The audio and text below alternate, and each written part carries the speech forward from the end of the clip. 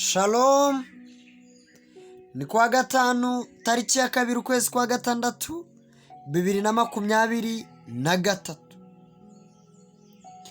Ni igihe cyo gutera intambwe nshya mu izina rya Yesu. Iki cyumweru turi kugana ku musozo wacyo gifite intego ivuga ngo back to the reference and rise again. Ongera wibuke imirimo Imana yakoze mu buzima bwawe, biragusubizamo intege, ukomere, utsinde ibihe byose waba uri gucamo. Twasomye ijambo ry'Imana,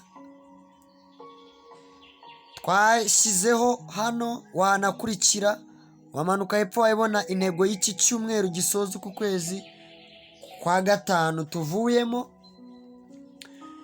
Hanyuma intambwe nshya Uwiteka uyu munsi aduteje, kubw'urukundo rwe rwinshi, ni ukuri amakosa yawe yarayibagiwe kandi akugiriye neza kuko urukundo rwe rwabaye rwinshi.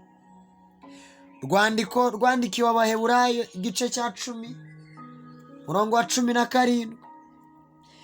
Ibyaha byabo n'ubugome bwabo sinzabyibuka ukundi. Umva, umaze iminsi uca muri byinshi bikomeye biruhije umutima wawe, byinshi bikurushije. Ntabwo igisubizo ari ubutunzi bwinshi, ntabwo ari ukubahwa n'abantu benshi, si ukumenyekana, oya, ahubwo kuba ufite amahoro muri wo niwo murimo ukomeye Imana ije gukora muri wowe. Kubera ko ntawe wagira icyo umarira nawe wananiwe kukimarira, ntawe wahumuriza nawe ufite umutima uguhagazemo, ntabwo wahumuriza abana bawe umutima ukiguhagazemo. Ariko Yesu kuko yuzuye urukundo, imbabazi ze uyu munsi ni nyinshi ku buzima bwawe, ni nyinshi ku muryango wawe. Hanyuma numara kubabarirwa ibyo ukora, ibyo wakoraga, bimwe byajyaga byangaga kuko nta buntu bw'Uwiteka bwari bukuriho.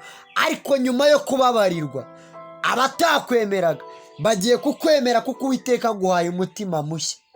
Abatakumvaga bagiye kukumvira kuko Uwiteka aguhaye ururimi rushya.